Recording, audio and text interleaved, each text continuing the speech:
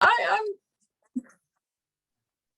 Good evening, everyone, and welcome to the Racing Social weekend preview.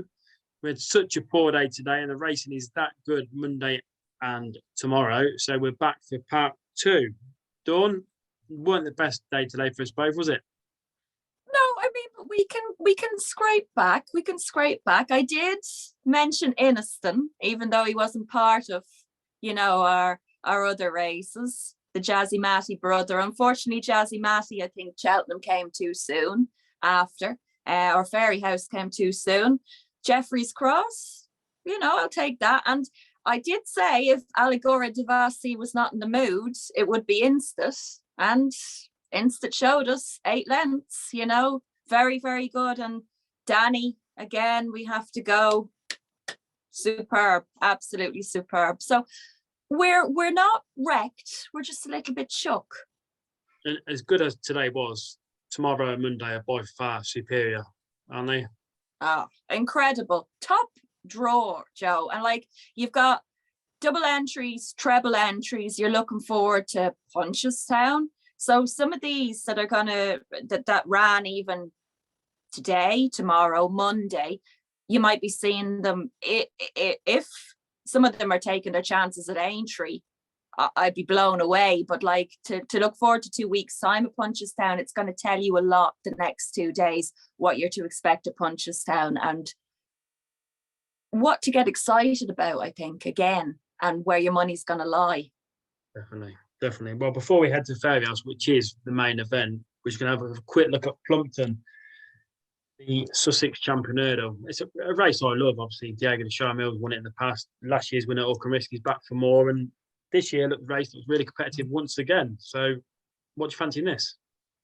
Well, I had a look, and you know me with brothers and everything else. And Auchan is actually my other eye catcher, Borbaily's half brother.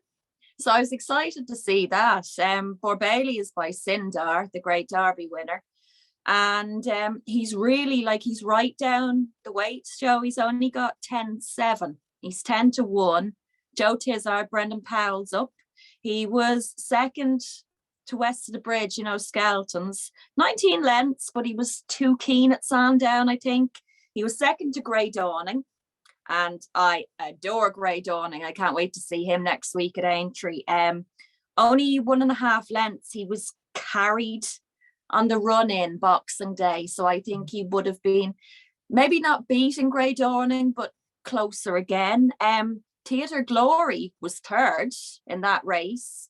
And we always mention her. And she was, she was a good enough sixth. I know she's Punchestown bound now, but she was a good enough sixth in we shall call it Honeysuckle's race this year at Cheltenham.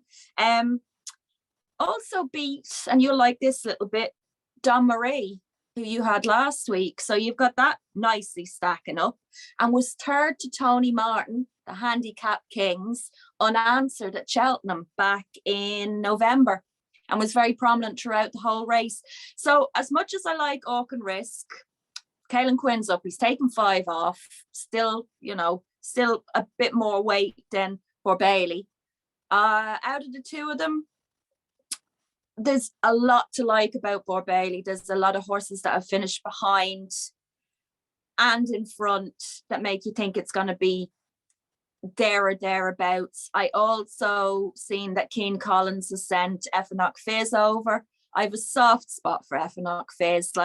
He was 6th he was 7th to Gaelic Warrior. Good time, John. He was 12th in that race at the Dublin Racing Festival. The jockey takes off 5, and you love this, he's wearing a tongue strap and cheek pieces. So, what's not to love about that? That might give him a little bit of help. I love seeing Keane Collins have a winner anywhere, because he actually rode a winner for us years ago, way back when he was a jockey, and now he's becoming a very good trainer. So you're going to push me, aren't you? No, I'm just the one. Borbailey. So we went all around this way in a circle just for one, but I like a little story. Blue King Doru, is how you pronounce it. So we spoke about him last week. I fancied him for one of them early Cheltenham Hurdle trials, and he completely bombed out. He ran last week, 7 days ago, and Nickel said he's got absolutely no chance. He's handicapped to the hilt. And then he goes and wins at 50-1. And I was just like, you couldn't make this up. Can he win this? If he does, it'd be some unbelievable improvement from the horse. I don't know what horse we've seen in November or October. I don't know when it was, but it's totally different animal now. But really, I can't see past last year's winner Walk and Risk. I think he was 4-1 this morning. He's into 5-2, 12 stone. Ignore Cheltenham. I don't think the course suits him one bit. Chris Gordon has spotted a great opportunity here. He's a Betfair Hurdle winner. Caelan Quinn takes off 5. He's 2-2 at Plumpton, which most Chris Gordon horses are. They absolutely love the track. He's a front runner, and I just do think he's the class horse in the race. He'll make all, and they won't see which way he went, despite the weight. So I know he's favourite, but 5-2 is handy enough price for me to get the afternoon off to a flyer. So Walk and Risk for me. Anything else in the race? Teddy Blue, Dawn? Not really. No, not with because with the other, well, actually 3.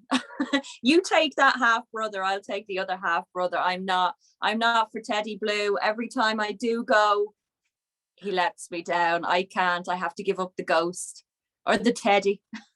Yeah. Walk and Risk. Yeah.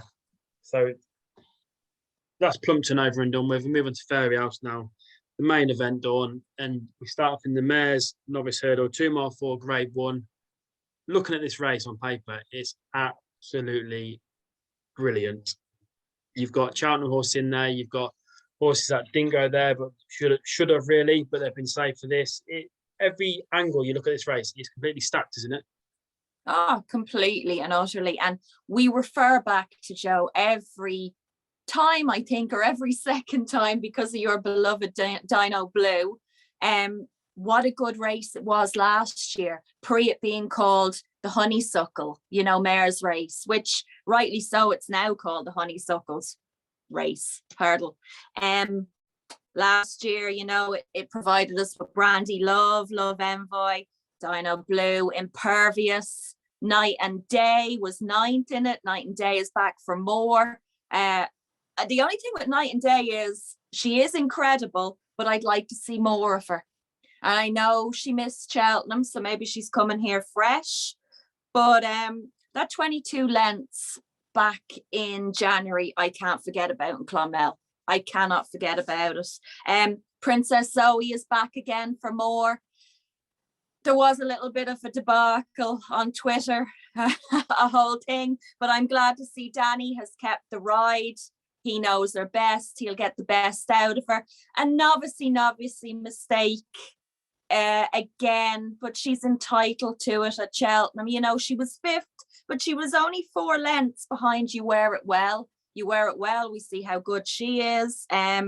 Before that, there was the dead heat with Ladybank, who was 13th in the novice mares at Cheltenham. Magical Zoe, people seem to be very hung up on her. Ran an excellent second to You Wear It Well. So I don't know. Then you've got Haka de Tuber, who was 3rd by a head as well. And then if we want to go for something real fresh, Ashrow Diamond. And I'm going to go Ashrow Diamond too, because, Champ Kylie. Now, she headed Champ Kylie in the Royal Bond. So, everything goes back to him. I will always do it. She was 3rd to Facile Vega. Don't.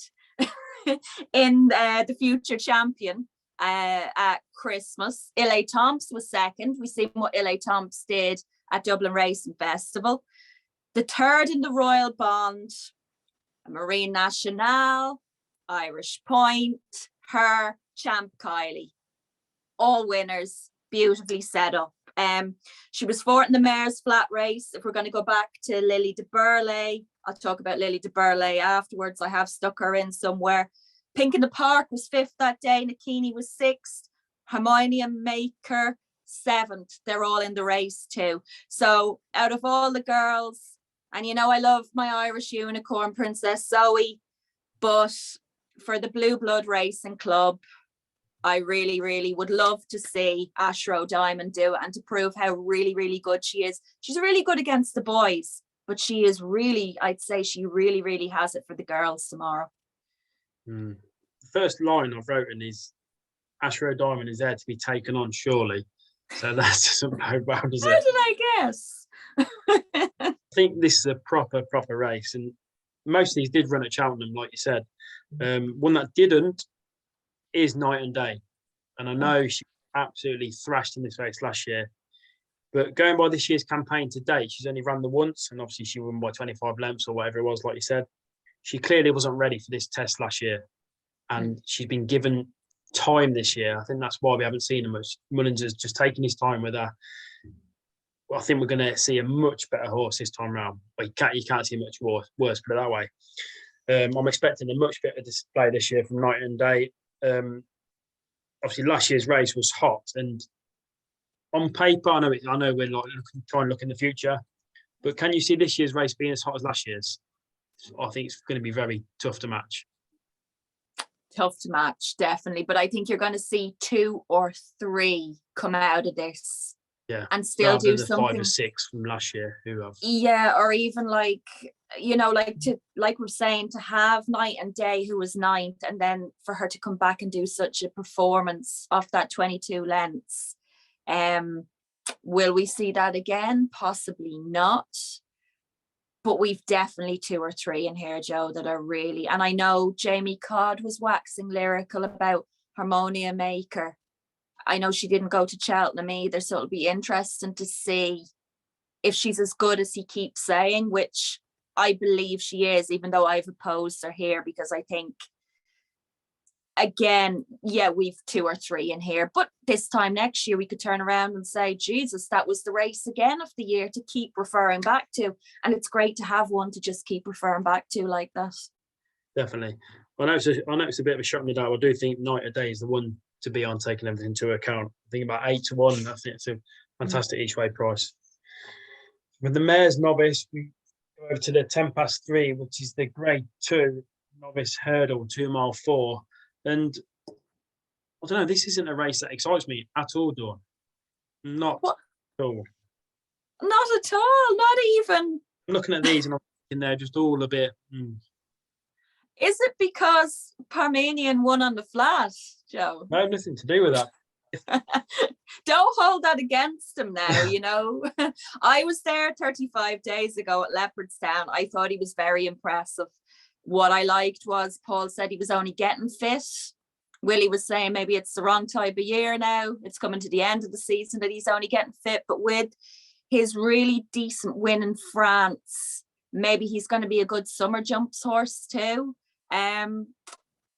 Price says he probably is a summer jumps horse. I mean, when Willie Mullins 10 to 3 shot in a Grade 2 Novice Hurdle? Well, exactly. But like, what his name means in Greek, because you know I like to throw in my bit of Anarakism. It means persevering. So he'll be persevering, hopefully. But second to Founder 50 with Brian Cooper, and Founder 50 was second to my Albert Bartlett winner, Corbett's Cross. So that's going to stand up there. Third to High Definition, and I do believe, and I've said this many a time, High Definition has a big one in him. Jeff Tara was second. This was back at Christmas. Really, really like this horse. But again, look, we're always trying to find value. There's nothing wrong with a 5 to 2, and I think he'll win tomorrow. But the hype horse, if we remember from the Supremes, was Dr. Bravo. There was a lot of whisperings that kept going out, trying to take on Marine Nationale and Facile Vega and everything. And now we all look a little bit silly with that. But he was 11.5 lengths behind Marine Nationale. He was very eye-catching to Phil Dorr at Gowran. Phil Dorr actually takes on Con Hill next week, supposedly, but I think he's got an entry at Fairyhouse too. Monday, yeah. So whether he goes to Aintree as well, I always thought Aintree was the aim for Phil Dorr. The good win at Down Royal, I really liked. He bet the big Diane, you've got a bit of Facile, Vega, Hunters, Yarn in there as well. John Gleeson won a bumper on him as well, so I like him. He was fourth to Stellar Story. Stellar Story is a very good bumper horse of Gordon's, who is the storyteller's brother, and going on about relations again. He's by Dr. Dino, Jazzy Matty, Inniston, State Man type of stuff. So for value, 9-2, Dr. Bravo, but I can't see the persevering Parmenian being bet tomorrow. No. No. I know Paul gets first pick, but to me, one that's been a bit underrated here, and it's a bit harsh, is Nick Rocket. Danny Mullins is in the play, and we know what Danny Mullins can do. We see it every weekend. He's won his last 2 races. The form isn't strong, but it isn't that weak either. I think it's steady enough to cope with, to match up with what else is in the race. He can jump better, which I'm confident he will be. He'll be well scored, and he'll be a much better jumping proposition this time out. He finished behind Dr. Bravo in his bumper year, but it was only 5 lengths, and taking everything into account with weight and stuff like that, it wasn't a bad run at all. So he's up there for me with Dr. Bravo on form. As I said, it's not a race that excites me, but Nick Rocket's available at 12-1, and it won't be the first time that Danny Mullins has come in with a 12-1 second, third choice, whatever it is. So for me at the prices, Nick Rocket's the one for me to be on. Not a confident selection, as I said, but he's the one for me. 3:45 now, which is another novice hurdle. 2 miles is the trip this time out, and Hunter's Yarn was sent packing from Cheltenham. Can he get back on track? Oh God, I'd love to see him go. I'd love to see him back on track. He's another one of these real handsome is as handsome does, and when he's won twice this season from 4 starts. It was look, it's a messy county hurdle too. He ended up 12th in the county hurdle. Piper again broke my heart. I won't keep going over that. Lovely win at Navan. Before that, he bet Imagine. Imagine was a very decent 5th in the Martin Pipe, a really decent 5th. Stayed on very well. He won a bumper at Fairyhouse last year on yielding. Now, the ground isn't too soft at the moment, so I'm not worried. His win at Naas was 13 lengths. That's when I fell in love with him, and that's when I was begging subliminally that Willie would put him in the Supremes, but he didn't end up putting him in the Supremes. I don't know why he was in the county, but sure, what do I know? And he was 3rd to Nucky Johnson. That day, the big Diane was demoted for interference. That was at Punchestown on the 29th of November. So I really like him. He's 5-2. And then the other horse that I did mention was Nucky Johnson. He's 5th in the Albert Bartlett. He was 3rd to 3-card Bragg, and Sangor Clegane was 2nd in that. Sangor Clegane misses entry, he goes on to Punchestown. There was a short head between him and the big Diane. The big Diane carried him slightly at Punchestown, so I'm glad the horse got the race. Liam McKenna rode him. He won at Naas, the end of the jumps at Naas on the 30th of March. 5.5 length win. Potapova was 3rd in that. Potapova has a bit of Hey Johnny form. Hey Johnny ran today. And also there's Ludus form there, and Ludus has beaten Biker before, and Biker was 2nd in the Boodle. So it all lines up nicely. If Hunter's Yarn has come out of the county, not in the way that I had seen him when he was winning throughout the season, I have a lot of confidence in Nucky Johnson. Just a little bit of other horsey bits of 7-1. Arctic Brazil pulled up behind Tamaris in the Talsworth, but today Tiger Bay Queen won the bumper for Peter Fahey, and Tiger Bay Queen was 2nd to Mercury, and Mercury was 2nd to Arctic Brazil. So that kind of lines up nicely too. So you've got 7-1 there for interest purposes. So where do I go? Head or heart, head or heart? Hunter's Yarn with the heart, head, Nucky Johnson. Okay. The Hunter's Yarn for me, he wilted at Cheltenham, but sometimes that happens. It's no disgrace. Cheltenham's a funny place, can do that to a horse. I do expect, however, a different result here. And yes, second favourite Nucky Johnson has already beaten Hunter's Yarn, but I do believe Hunter's Yarn is the superior horse. And 5-2, if that hangs around, I do think 5-2 is an absolute gift. There's nothing else in the race that I see worrying him, apart from Nucky Johnson. But as I said before, I think he's a superior horse. And 5-2, we mentioned it before, better the weekend and stuff like that. Obviously, we're halfway through the weekend, so but I do think better the day is Hunter's Yarn. If you can get the 5-2, get stuck in, because I just think he's miles ahead of anything else in this field. If you ignore Cheltenham, he's just streets ahead. So it'd be Hunter's Yarn for me. 4:20 now, Dawn, a novice handicap chase. And we all know who the favourite is here. I'll let you go first. I thought you wanted to have the floor for her, Joe. I've said enough this year about her. You're not having a love in at all. Oh, I am, but I'll let you go first. See if you're going to run. Well, I mean, look, she's been the bridesmaid. She deserves this, doesn't she? She was so unlucky. God, she was unlucky in the Grand Annual. It looked like it was hers, and it was hers to lose. I have no problem with Moscada winning, but Dino Blue deserved that. She just grinded and pushed, and she deserved it so much. She's also been run up to Magic Days and Impervious. Weight, is it an issue? Are you worried? Not really, because when you look at her, she's not a small mare one bit. No, no. She can stand. She stand up to weight all day. Exactly. And Mark is back, and it was great to see Mark back today with his first winner, and then he came back with a second winner today, and he'll get the best out of her. The 9th in the novice mares last year, Love Envoy, again we refer back to that other mares race.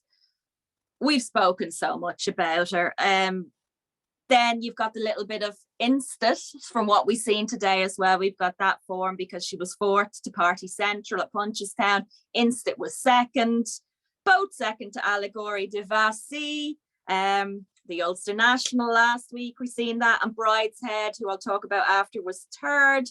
So she looks the out and out winner. Should something happen, and we always prepare ourselves in case, something does happen. I like Barna Cullia for Michael Mulvaney. He's a local trainer. Keats up 12-1. He caught my eye. He was 2nd to Final Orders at Dublin Racing Festival. His dad is Okavango, Langer Dang and Champ Kylie's dad. He was 5th in the Grand Annual. Final Orders was 5th in the Grand Annual. That's where I'm going with that. Who has an entry in the Tottenham next week. He was 4th to Rebel Gold. Rebel Gold was brilliant at Nace in a chase. 4th at Limerick. He forget his run behind Indiana Jones at Navan. He wasn't up to form. 12th to Mighty Potter. 4th to Chemical Energy. 4th to Slip of the Tongue. So I like him at a bigger price. I'm hearing a little bit of talk about Whiskey Welt. Terence O'Brien had a really good winner at Clonmel. The Emancipator had a really good 4th today in Magna Glory. Looks like a trainer that's the horses are starting to be there or thereabouts. But I think it's Dino Blues to lose. I do hope so. I mean, I refer to her as my darling Dino. She's a tad short. I mean, she's up to Evers now, which is better. 1 win, 3 runners up. I mean, her and Hitman are my 2 heartbreak horses from the season. They just find it hard to win. But the form's there. You've already mentioned it. She's been beaten by some brilliant mares in the past. Top weight doesn't really matter at all. She's a big, strong mare. It's not an issue. She's great to watch. She attacks her fences. She's just poetry in motion when she's in full flow. And looking at it, barring disaster, well, saying that, she has finished 2nd 3 times, so we don't really know what's going to happen. But she should be winning this on tomorrow. And looking through the field, there's nothing there which really should trouble her. not saying she's going to win the bridle because she's not a type of horse, but are we confident she's going to get a win? Well, after us waxing lyrical about Allegoria de Vassy, how confident are you? But you she's never know how due the this. channel, do you? No, and she's due this, Joe. I mean, there isn't. I have made a case for the two other boys there, but she's just light years above the rest. And that's no disrespect to the others. She just is. But what has finished in front of her and behind her, you know, you really can't oppose her. Like, to hell with the weight. What's the weight when she's that good, you know? Exactly. Darling Dino wins the novice handicap chase. Fairyhouse 4:55. The Willow Warm Gold Cup 2 mile 4. I mean, some fantastic horses won this in the past. I'm looking at it and I'm just thinking, might be harsh. Mighty Potter. Is it just Cheltenham that he doesn't like, or is he just really not that good? Split. Appreciate it. For me, I don't know. He's a bit of a boat, and he doesn't want to actually win his races. Sir Gerhard, he jumps like a wardrobe. James de Burley, I mean, I'm not Willie Mullins, but why is he not running over 3 miles? I just don't get it. Flame Bearer, Grade 1 horse, debatable. I am no clue who's going to win this race, so I'm going to be sit on the fence and just sit back and enjoy, and I advise everyone else to do the same, unless you've got any other ideas. You didn't really sit on the fence though, did you? That wasn't sitting on the fence. That was 2 gut punches to Mighty Potter. His own jockey did it to him at Cheltenham. I just don't like the race. What? You don't like the horse though either. Come on. No. Just don't like him.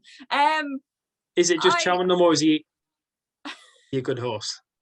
Look, how can you forget his other runs? Like, Jesus, what he did at Dublin Racing Festival and what he did, that Drinmore was probably one of the best races, and everybody keeps saying that. We stood in the lashings of rain at Fairyhouse, and he was like a war horse coming through the rain. And Galliard de Menil, our darling Galliard, was second to him that day, and he made him look ordinary. Was 2 mile 3 in Galliard's defence. No, he was just the better horse on the day. I thought you were sitting on the fence. I am. Yeah, okay. Look, Stage Star in the Turners, I can't say he didn't deserve that. He was pillar to post, and he was just, chef's kiss, Harry Cobden, what a ride. Hell.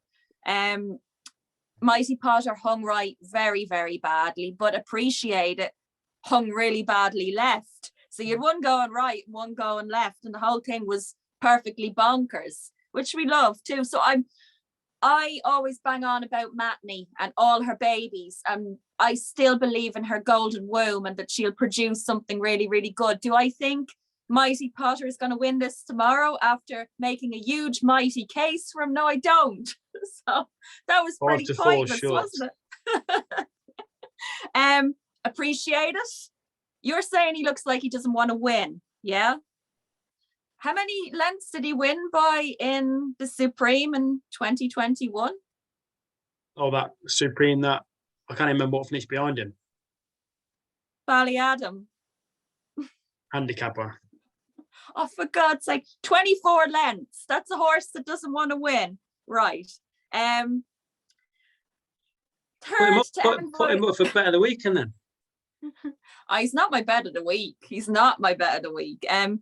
Third to Envoy Allen in a point to point. I had to get Envoy in there just a little bit. Came back to Cheltenham and was 7th in the Champion Hurdle. We all know that. This season, 2 very good wins. And his third to El Fabiolo, I think he didn't know where he was or what he was doing. I think a lot of horses now, when they see El Fab, they don't know where they are, what they're doing. But Appreciated is a very, very good horse. I'm going to have my each way fiddle, as I always do, on my 5 to follow, adamantly chosen. He's 12 to 1. He was 7th in the Browns, the real whacker. We'll forget about that. It wasn't his ground. It wasn't his day. He was second to Mighty Potter at Dublin Racing Festival. I won't forget what Brian Hayes said. He thought he had it won until Mighty passed him by. Second to Jerry Colombe. I know it's another horse that's kind of thorn in people's sides now. Fifth in the Drinmore. Again, as I say, that Drinmore was probably one of the best races I've seen this season. His win at Listowel caught my eye, and he bet Visionarian, who has an entry for entry next week in the manifesto, just to keep an eye on that. So for an each way play, 12-1, I'm having him to win. Appreciate it. Bride's Hill, just to note, she was second to Allegora de Vassy. Allegora de Vassy seems to be turning them all into gold as well, because we've seen with the Ulster National last week with Melina's girl. She's 20-1. Luke Dempsey is up. She's carrying 11-3. Am I stupid? Am I crazy? Am I bonkers? Will I leave her alone? Probably not for €1, but appreciate it to win, and Adam and an each way play. Now, we got to the point eventually. Appreciate it. My point's better. Just leave the race alone. No, it makes it far more interesting. That concludes the racing for tomorrow. We're going to have a quick look at the Irish National Monday, 3 mile 5. I understand you're going on Monday, Don? I am. I'm excited and delighted and everything in between, and it's going to be bleeding epic, as we say over here. It's going to be amazing, and this Irish National is so exciting with what it's thrown up. You've got so many good horses, like so many good horses. Is there rain due Monday? Did you say? Yeah, a little. It's to rain tomorrow night, and then we're to get a little bit. They say a little bit, but my phone is saying a lot on Monday. But it's liquid sunshine. That's it. In the National, if I was to push you for a win bet and an each way bet. Okay. Well, first I'm just going to say it's great to see Venetia sending Royal Pagaille over. It's always great to have, whatever the case, an English horse coming over. You know, I'm so excited, and I cannot wait to just get a photo of him. God, Panda Boy. People are destroying his odds, and I'm very annoyed, but I'm glad I got him at 16-1. He is, you know, the way I go bang on about gorgeous greys. This horse is a gorgeous grey. I was at the last jumps meeting in May for Punchestown before everything closed up for the summer, and really liked him then. Martin Brazel, he's got 10-6. He was third to Real Steel in that mess of a Paddy Power chase at Christmas. Death-Eye Blue was 17th.